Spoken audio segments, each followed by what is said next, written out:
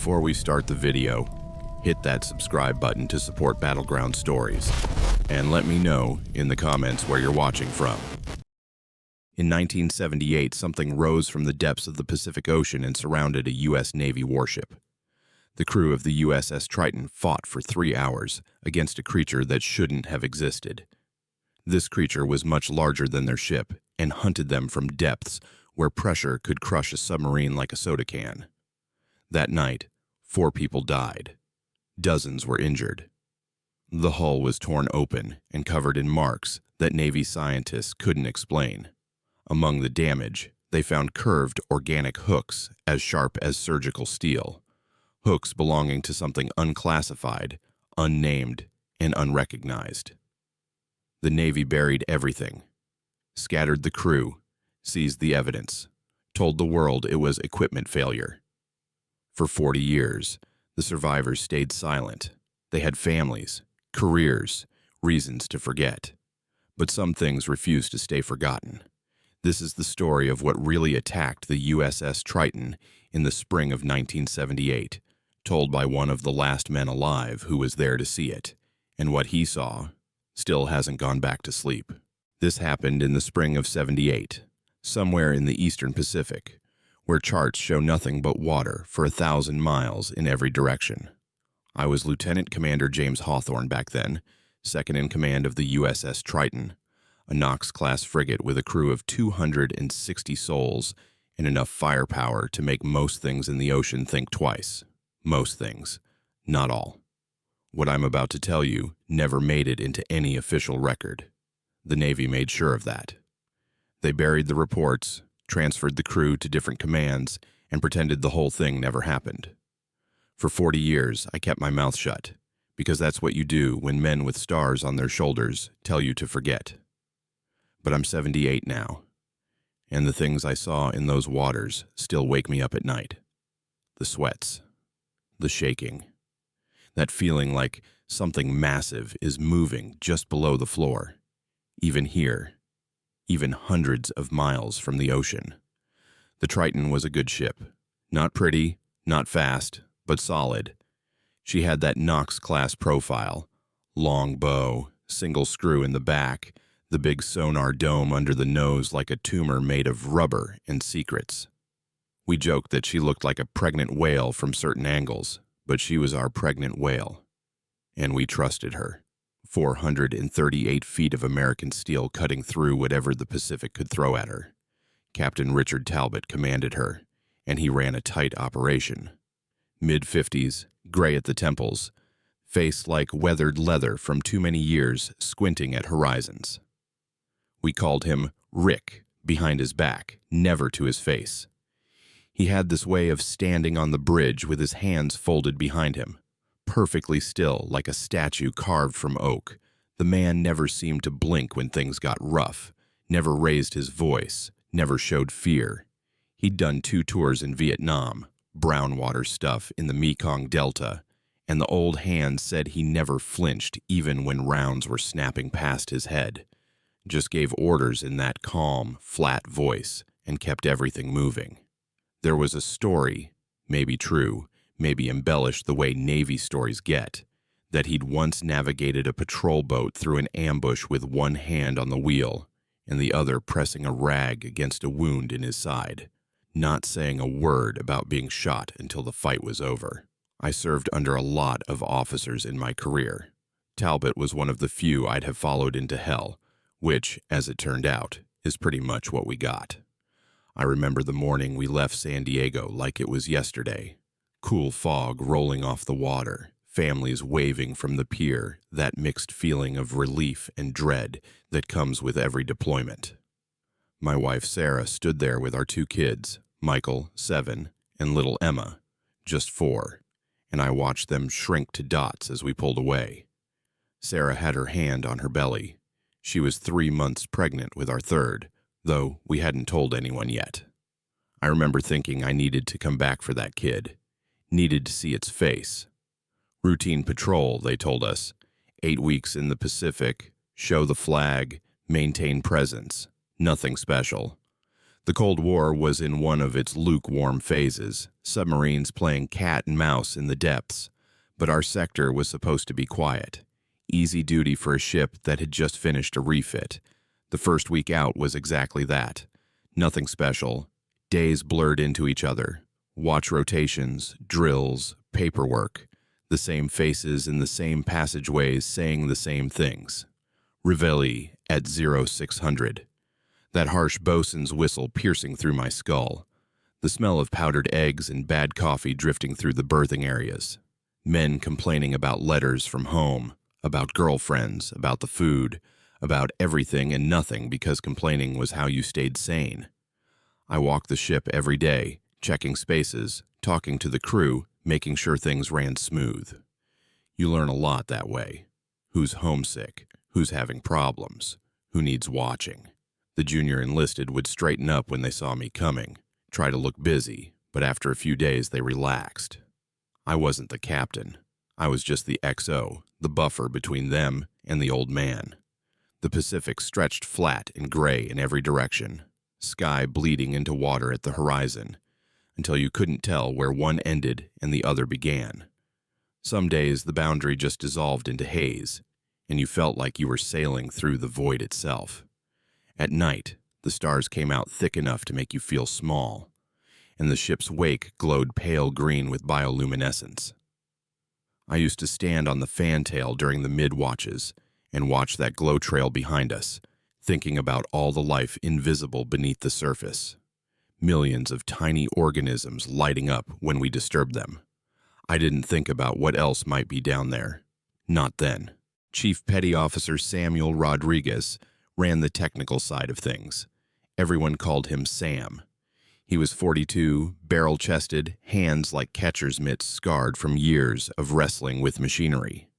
He'd been in the Navy since he was 18, worked his way up from nothing, knew every pipe and wire on that ship like he'd installed them himself, which, in some cases, he had. Sam had this way of talking to the equipment, muttering under his breath while he adjusted valves or tightened fittings. Full conversation sometimes. "Come on, baby, don't do this to me. You know you want to work. That's it. Good girl." The younger guys thought he was crazy. I thought he was the best damn technician I'd ever served with. More than once, I saw him diagnose a problem by putting his palm on a bulkhead, closing his eyes, and just listening. He said the ship talked to you if you knew how to hear it. The vibrations, the harmonics, the tiny changes in how metal sang when something wasn't right. After what happened, I believe him. Then there was Ensign Claire Donovan. 24 years old, fresh from the academy, bright-eyed and eager in a way that made the rest of us feel ancient. She graduated top of her class in oceanography before switching to surface warfare, driven by some need to be in the action rather than studying it from shore. She carried this little brown notebook everywhere, jotting down observations about currents, water temperature, marine life, weather patterns. The old salts gave her grief about it. College girl playing scientist, they'd say, or worse. But she didn't let it bother her.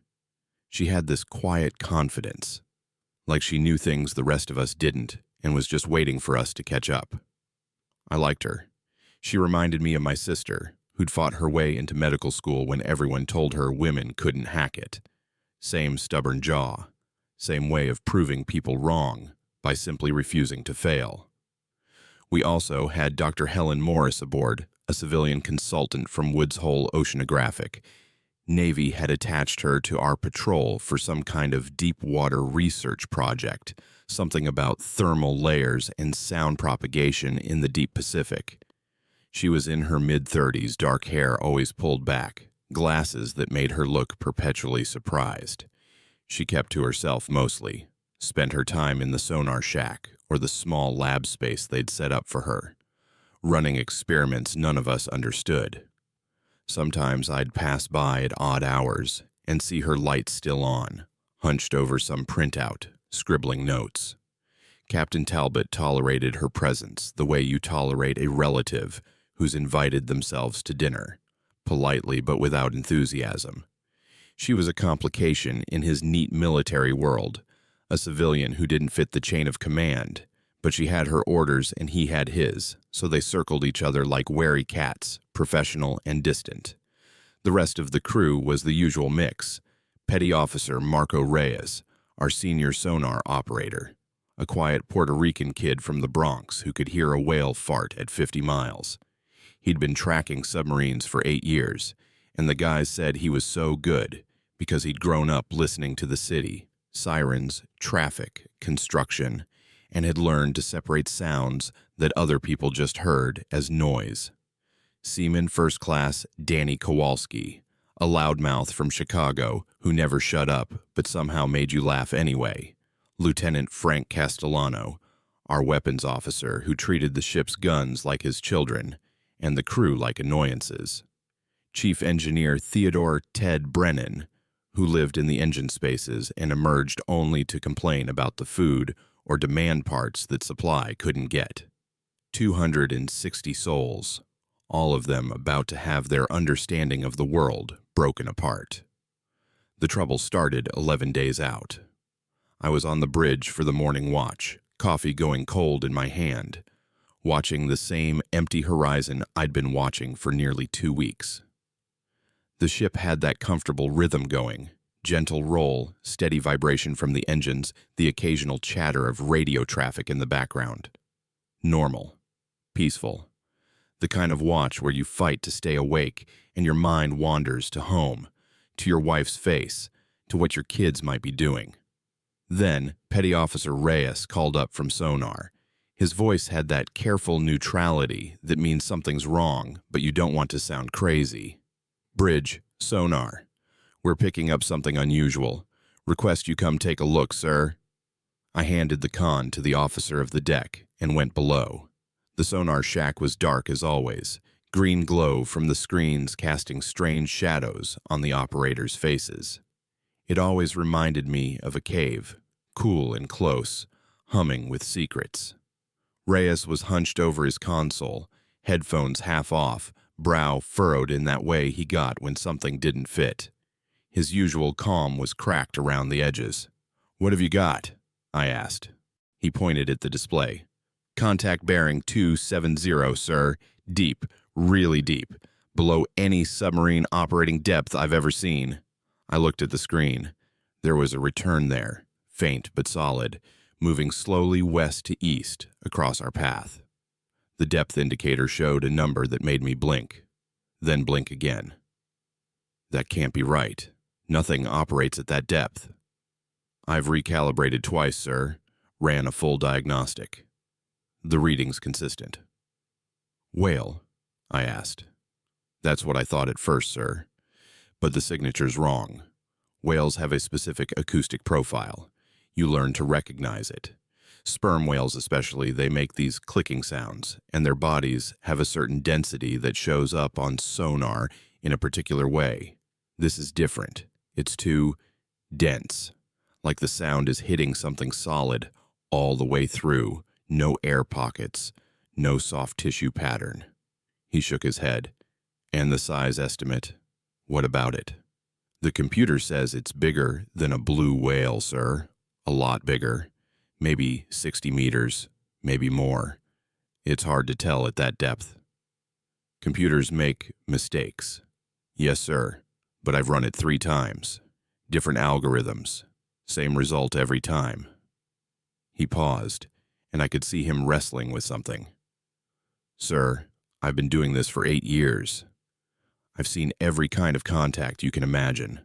Submarines, whales, thermal layers, fish schools, even underwater volcanoes. This doesn't look like any of them." I stared at that little blip on the screen. In the dim light, it seemed to pulse slightly, though that was probably just my imagination. Or the refresh rate of the display, or something. Anything but what a part of my brain was already whispering. "Log it. Keep tracking. Let me know if it changes course or depth." "Aye, sir." I went back to the bridge and didn't mention it to anyone. Sonar contacts in deep water could be anything. Thermal layers playing tricks, schools of fish compressed together, even underwater geology that the charts had wrong. The ocean was full of things we didn't understand. No point alarming people over a glitch. But Reyes called again 4 hours later. Same contact, same bearing, same depth. It had matched our course change exactly. "It's following us, sir," he said, and this time I could hear the edge in his voice, that thin line between professional and frightened. We turned 15 degrees to starboard at 0800. 20 minutes later, the contact adjusted to maintain the same relative position. Exactly the same relative position. Not approximately. Exactly. I felt something cold settle in my stomach. That's not possible. Nothing lives that deep that could track a surface ship. "I know, sir. I know. Any chance it's a Soviet sub? Something new we haven't seen before? At that depth? No way. Their boats would implode. Ours would too. Nothing man-made goes that deep and survives. The deepest any submarine has ever gone is maybe 2,000 feet. This thing is at 12,000. I went to see Captain Talbot. Found him in his cabin, reading some message traffic, glasses perched on his nose. He listened without interrupting while I laid it out. The contact, the depth, the course matching, the size estimate. When I finished, he took off his glasses and rubbed his eyes. He looked tired. We all looked tired, but on him it showed more. "What's Dr. Morris say about it?" "Haven't told her yet, sir." "Do it. She's supposed to be the expert on what's down there. Maybe she can explain it." Dr. Morris couldn't explain it. She came to the sonar shack, studied the readings, ran her own analysis with equipment I didn't recognize, and then just stood there staring at the screen with her mouth slightly open. All the color had drained from her face. "This doesn't make sense," she finally said. "The depth alone. Nothing we know of operates at that depth and maintains this kind of constant speed. The pressure down there is over 500 atmospheres. It would crush any known marine mammal. We're talking about pressures that would turn a whale's lungs to jelly, collapse their rib cage, destroy any air-filled organ." "What about giant squid?" Ensign Donovan asked. She'd appeared at some point, notebook in hand, scribbling observations. She always seemed to appear when something interesting was happening. Dr. Morris shook her head. "Architeuthis doesn't behave like this. They're ambush predators. They hang in the water column and wait for prey to come to them. They don't follow ships for hours. They don't match course changes." She checked the numbers again, pushing her glasses up nervously. "And the size estimate here this is suggesting something 60 meters or more. That's nearly twice the largest confirmed giant squid specimen. The largest we've ever documented was maybe 18 meters, and that was a carcass, probably stretched by decomposition." "So what is it?" I asked. She looked at me, and for the first time since she'd come aboard, I saw fear in her eyes. Real, raw fear that she was trying to hide behind scientific language and failing. "I don't know, Commander. I honestly don't know. But whatever it is, it knows we're here, and it's keeping pace." The next 2 days passed in a state of suspended dread. The contact stayed with us, always at the same depth, always at the same distance, always adjusting when we adjusted. Reyes started calling it the Shadow in his logs, a name that caught on faster than anyone wanted. We tried things, changed speed randomly, a head full, then back to standard, then a head flank. Made sudden course alterations, sometimes just a few degrees, sometimes a full 90-degree turn. Even went dead in the water for 3 hours, all engines stopped, just drifting. Every time, the contact adapted. Sped up when we sped up, slowed when we slowed. When we stopped, it stopped too, just hanging there in the deep like it was waiting. Like it had all the time in the world. The crew noticed something was wrong even though we tried to keep it quiet.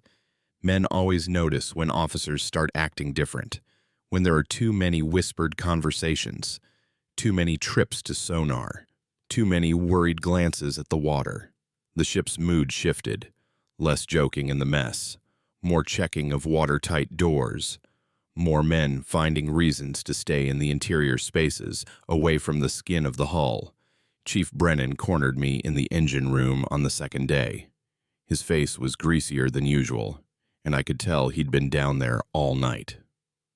"What's going on, XO? And don't give me the official nothing. I've been doing this too long." I told him what I could. He listened, chewing on his lip, then spat into a bucket.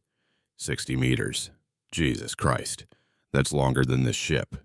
That's longer than a football field. Might be a sensor error. Sure. And I might be the Queen of England. He looked around at his machinery, his kingdom of pipes and gauges and controlled chaos. If that thing decides it wants us, there's not a damn thing these engines can do about it. We're not fast. We're not maneuverable. We're a tin can with a screw on the back. Let's hope it doesn't decide that, he grunted. Hope. Great battle plan, Commander. That night, I found Ensign Donovan on the fantail, alone, staring at the water. The ship's wake glowed behind us, and somewhere below, the shadow kept pace. She didn't turn when I approached. "You should be inside," I said. I know, She shook her head. "My whole life, I've wanted to understand the ocean. All through school, all through the academy. That was the thing. The mystery. What's down there? What don't we know? I used to dream about discovering something new, something nobody had ever seen before." She laughed, but there was no humor in it. "Be careful what you wish for, right? Whatever that thing is, it's not attacking us. Maybe it's just curious. Maybe." She didn't sound convinced. "Commander, can I ask you something?" "Go ahead." "If it does attack, if something happens, would you make sure my notes survive? My notebook, my recordings. Someone should know. Even if we don't make it, someone should know what we found." I didn't have an answer for that. I just put my hand on her shoulder and steered her back inside. That night, everything changed. I was in my rack, not really sleeping, just lying there listening to the familiar sounds of the ship, the hum of ventilation, the distant throb of the engines, the occasional creak of metal adjusting to the sea. Normal sounds, comforting sounds, the kind of sounds that had lulled me to sleep for 15 years of naval service. Then came a noise that wasn't normal at all. It started low, almost below the range of hearing, more a vibration in the bones than a sound in the ears. The whole ship seemed to resonate with it, like someone had struck a tuning fork the size of a building. My coffee mug rattled on the desk. The lamp swayed. Pictures of Sarah and the kids shifted in their frames. And underneath it all, there was something else. A rhythm, slow and vast, like a heartbeat from the deep. But not a heartbeat. Something else. Something that didn't belong in this world. I was out of my rack and pulling on clothes before I'd consciously decided to move. The passageway was full of men doing the same thing, faces confused and frightened in the red glow of the night lighting. Nobody said anything. We all just moved toward our duty stations, driven by training and instinct. 20 years of drills taking over because the thinking part of the brain had stopped working. I made it to the bridge just as the first impact hit. It came from below and to port, a massive blow that threw me against the chart table and sent unsecured gear flying. The ship heeled over hard, 15 degrees, 20, alarms screaming to life all around us. Men shouted. Someone was praying in Spanish, Reyes, I think, or maybe one of the lookouts. The helmsman grabbed his wheel like a drowning man grabbing a life preserver. "What the hell was that?" Captain Talbot emerged from his sea cabin, uniform half-buttoned, eyes already scanning the instruments. Even now, even with the ship tilting under him, his voice was calm. "Unknown, sir. No surface contacts on radar. No." The second impact cut me off. This one came from starboard, lower down, and the sound it made was different. Not just a blow, but a scraping, dragging sensation that ran the length of the hull. Metal groaned. Somewhere below, I heard the distinctive bang of a watertight door slamming shut on its own as pressure differentials shifted. Then screaming. Human screaming, from somewhere forward. Damage reports, Talbot ordered, voice flat and calm despite everything. They started coming in, and none of them made sense. Port side took impact amidships, no visible damage. Starboard side shows scraping marks on the hull below the waterline. Forward compartments reporting vibrations. Something's touching the hull. Something's moving along it. Sonar dome is showing anomalous readings. Signals are bouncing everywhere. Sonar bridge, I called down. What are you seeing? Reyes's voice came back, high and tight. Sir, the contact is no longer below us. It's all around us. Multiple returns, different depths, but they're all connected. Like arms, sir. Like something with arms is wrapped around the ship. The third impact was the worst. It hit the bow dead on, and I watched through the bridge windows as the entire forward section of the ship lifted out of the water for a heartbeat, spray exploding into the night air, before slamming back down. The lights flickered. Half the consoles went dead.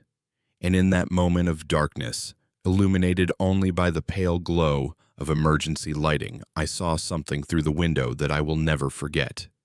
It was an eye, huge, larger than a car, pale and luminescent, rising from the water alongside us. It caught the light from our searchlights and seemed to glow from within, a sick yellowish gleam that spoke of depths where sunlight never reached. The pupil was horizontal, like a goat's, but vast, black and endless. There was intelligence in that eye.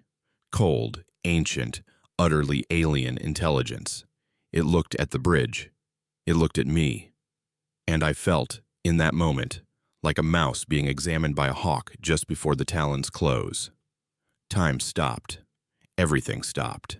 Just that eye and me, connected across species and centuries, predator and prey understanding each other perfectly. Then it sank back beneath the surface, and the attacks began in earnest. The next 3 hours were the longest of my life. The creature, and it was a creature, there was no denying that anymore, didn't try to sink us all at once. That would have been almost merciful. Instead, it played with us. A tentacle would rise from the water, thick as a redwood trunk, lined with suckers the size of dinner plates, and slam against the hull. We'd scramble to assess damage, redirect repair teams, shore up weaknesses. Then nothing for 10 minutes. Just silence and darkness and the terrible knowledge that it was still there, circling, thinking. Then another strike, somewhere else, always catching us off guard. The weapons crews tried everything. Machine guns raked the water wherever we saw movement. The 5-inch gun fired into the darkness, explosions briefly illuminating masses of flesh that didn't seem to notice. We even dropped depth charges at one point, the underwater explosions shaking the ship. But when the water cleared, the thing was still there, still circling, maybe even closer than before, like we'd annoyed it. Lieutenant Castellano stood at his station, face white, calling out targets that disappeared before his guns could track them. There, fire, there, damn it, where did it go? He wasn't used to enemies that moved like this. None of us were. Chief Engineer Brennan reported from below that the port shaft was bent. We were down to half speed. The sonar dome had taken a direct hit, rubber skin shredded, half our underwater sensors blind. 3 compartments were taking on water, pumps barely keeping up. The forward crew quarters had been evacuated. Something had punched a dent in the hull there big enough to crack the paint on the inside. And still the thing circled us, that massive body glimpsed only in fragments. A curve of flesh here, a wall of muscle there, the edge of a fin or a mantle, always too big to comprehend as a whole. My brain kept trying to assemble the pieces into something recognizable and kept failing. It was like trying to understand the shape of a building by looking at individual bricks. Sam Rodriguez performed miracles that night. I found him waist deep in oily water in one of the flooding compartments, physically holding a pipe fitting together while 2 of his men worked to weld a patch. His arms were shaking with the effort, veins standing out on his neck, but his voice was steady, calling out instructions, keeping everyone focused. "How bad?" I asked him. "Bad enough, sir. But she'll hold. This old girl's tougher than she looks. And if it hits us again in the same spot? He looked at me with eyes that had seen too much in the last few hours. Then we find out if God takes sailors, Commander. Dr. Morris had set up in the Combat Information Center, surrounded by printouts and recordings, trying to make sense of what was happening. When I checked on her, she was pale as paper, hands trembling as she pointed at her data. "It's using sound," she said, "that the low-frequency pulses we detected at the start. It's echolocating us, mapping the hull, finding the weak points." She showed me a graph covered in jagged lines. "Each attack has been more precise than the last. It's learning our structure. Can we jam it somehow? Confuse it? I don't know. Maybe. We'd need to generate a stronger signal, something to mask our acoustic signature, overwhelm its senses." She looked at me with desperate hope. "The sonar dome. If we could push enough power through what's left of it, create a wall of noise. Would that work? I don't know. Maybe. It's how they deter whales from beach stranding sometimes. Loud sounds that disorient them. This thing is obviously different, but the principle might be the same. If we can hurt it or at least make us unpleasant to be near." I took the idea to Captain Talbot. He listened, jaw tight, watching through the window as another tentacle rose from the water and slammed against the deck, sweeping 2 life rafts and a damage control locker into the sea. 3 men had been standing near that locker. 2 of them managed to grab lines. The third, Kowalski, the loudmouth from Chicago, went over the side, and we never saw him again. His scream cut off when he hit the water. "Do it," Talbot said. "Whatever it takes. We're not dying out here because some overgrown squid decided we looked like food." Sam rigged the system in 40 minutes, working with half the equipment broken and the ship shuddering every time the creatures struck. He bypassed safety limiters, rerouted power from non-essential systems, and turned our damaged sonar into the loudest noisemaker in the Pacific. Ensign Donovan helped, holding flashlights, running messages, doing whatever needed doing without being asked. Her notebook stayed in her pocket the whole time. No time for notes now. "It's going to burn out the whole array," Sam warned me. "Maybe start a fire in the forward spaces. And there's no guarantee it'll even work. 1 shot. That's all we get. 1 shot's enough. Get ready." The creature chose that moment to make its final play. The bow rose again as something massive wrapped around it, and this time it didn't let go. The ship started to tilt forward, water rushing over the forecastle, the stern lifting clear. Men slid across decks, grabbing anything bolted down. Someone tumbled past me, screaming, and went through a hatch that shouldn't have been open. Alarms that had been screaming all night took on a new, more urgent tone. We were being pulled under. "Now!" I shouted into the intercom. "Hit it now!" Sam threw the switch. The sound that erupted from our ruined sonar dome was like nothing I'd ever heard. A physical force, a wall of noise that made my teeth ache and my vision blur. Even inside the ship, protected by steel and insulation, it was overwhelming. Men dropped to their knees, hands over their ears. Blood trickled from someone's nose. I couldn't imagine what it was like outside, in the water, pressed directly against the source. The creature's response was immediate and violent. The pressure on the bow released so suddenly that the ship rocked back, stern crashing down, bow surging up. Through the windows, I saw tentacles thrashing, coiling, retreating. That massive eye surfaced once more, and this time there was something different in it. Pain, maybe, or surprise, or rage. Then it sank, and the water around us boiled with its passage. The sonar screens, what was left of them, showed the contact dropping, deeper, faster, fleeing back toward the abyss where it had come from. We stood there in the silence that followed, broken only by alarms and the groaning of damaged metal, and tried to remember how to breathe. Dawn came gray and cold, revealing the full extent of what we'd survived. The Triton looked like she'd been through a war. Deep gouges ran along both sides of the hull, paint scraped away to bare metal, some cuts deep enough to see through. The sonar dome was destroyed, rubber hanging in strips like flayed skin. One of the deck guns had been torn completely off its mount. We found it dangling over the side, held only by cables. The forward mast was bent 15 degrees to starboard. Life rafts were gone. Antennas were gone. Half the topside equipment was either smashed or missing. We'd lost 4 men. Kowalski, who'd gone over the side. A technician named Perkins, crushed when a hatch jammed. 2 others in the forward spaces when a compartment flooded faster than they could escape. 4 men, plus a dozen injured, some critically. The corpsman worked through the night and kept working into the dawn, his hands red to the wrists. And everywhere, embedded in the damage, we found the hooks.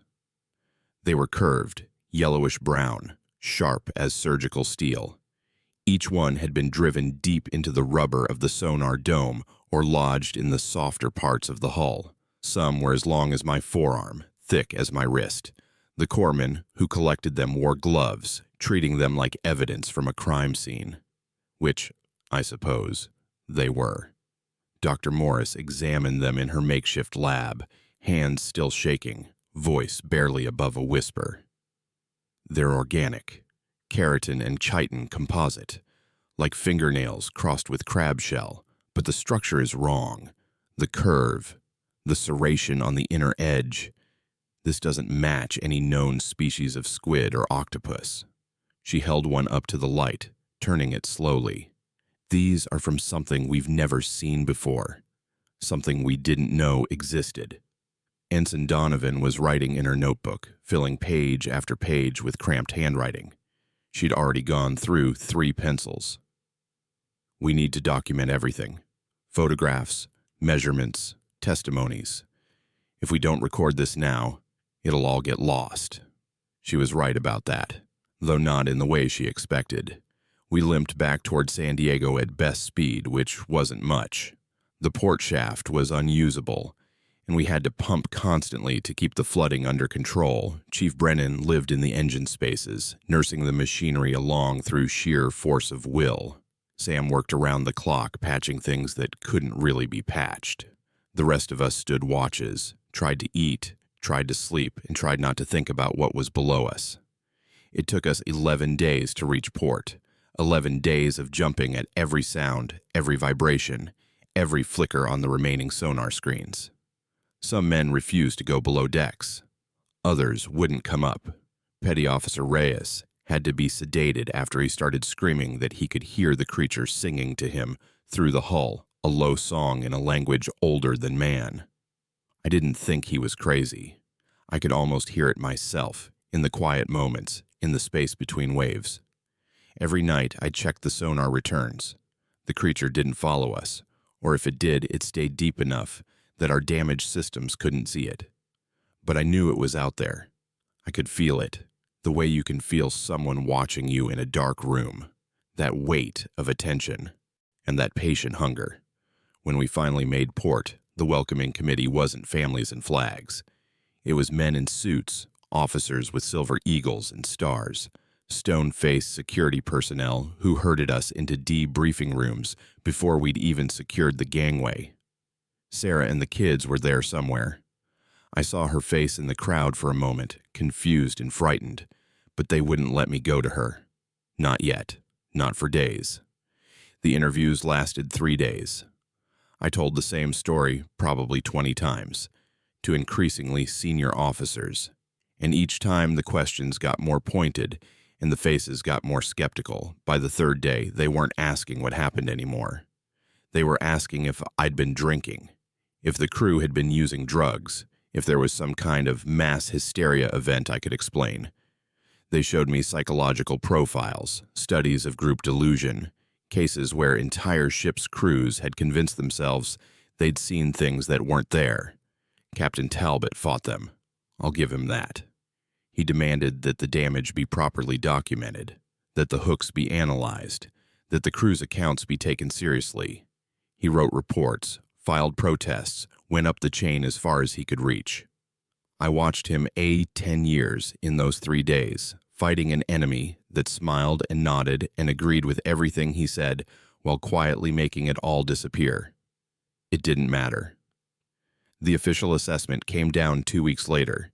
USS Triton had suffered equipment failure and subsequent flooding due to collision with an uncharted underwater obstruction, possibly a dead whale or submarine debris. No hostile action, no unknown creatures, no anything that might require explanation or investigation. The hooks disappeared. The photographs vanished. Dr. Morris's research was confiscated under national security provisions and never returned. Ensign Donovan's notebook was seized at some point during the debriefings. She came back from a bathroom break to find it gone, and no one could tell her who had taken it. The crew was scattered across a dozen different commands within the month. Talbot was quietly encouraged to take early retirement, and he did, retreating to a cabin in Maine where I heard he spent the rest of his days painting seascapes and refusing to talk about the Navy. Dr. Morris returned to Woods Hole but resigned within a year, and I heard she had some kind of breakdown. Reyes never served on a ship again, got a medical discharge for psychological reasons. And me, I spent the next 35 years keeping my mouth shut, just like they told me. I had a career to protect, a family to provide for. Sarah had our third baby, another girl. We named her Grace, and I held her in my arms and promised myself I'd never let her near the ocean. Then in 2019, I got a package. It arrived at my house in Connecticut. No return address, just my name and a lot of postage stamps from various countries. France, Germany, Portugal, like it had bounced around Europe before finding its way to me. Inside was a thick manila envelope containing photocopies, printouts, and a letter. The letter was from Claire Donovan. She was retired too now, living somewhere in Europe where American security clearances didn't reach. She'd spent the last 4 decades tracking down everyone who'd been on the Triton that night, collecting their stories, cross-referencing their accounts, building a record of what really happened. The notebook they took was a copy, she wrote. I always kept 2 sets of notes, one for them, one for the truth. It's time for the truth to come out. The documents she'd assembled were staggering. Damage reports that didn't match the official story, medical records showing injuries consistent with violent impact, not equipment failure, sworn statements from crew members who'd never stopped believing, and photographs, grainy, water damage, but unmistakable, showing the gouges in our hull, the ruined sonar dome, and in one shot, captured by some unknown camera at some unknown moment during that terrible night, the edge of something massive and pale rising from the black water. There was more. Other reports, other incidents. Ships that disappeared in the same region. Submarines that reported anomalous contacts before going silent. A pattern stretching back decades, all centered on a specific area of the Pacific where the seafloor drops to unimaginable depths. We weren't the first, she wrote. We won't be the last, but we might be the only ones who survive to tell the story. I've spent the last few years reading through everything Claire sent me, talking to the crew members I could find. There aren't many of us left, and most don't want to remember, trying to reconcile the official nothing with the very real something that attacked us that night in 1978. The Navy still denies it. They'll always deny it. The official position is that the USS Triton suffered an unfortunate series of equipment failures during a routine patrol. End of story. Thank you for your service. Please don't talk about it. But I know what I saw. I know what hit us, what grabbed us, what tried to pull us down into the dark.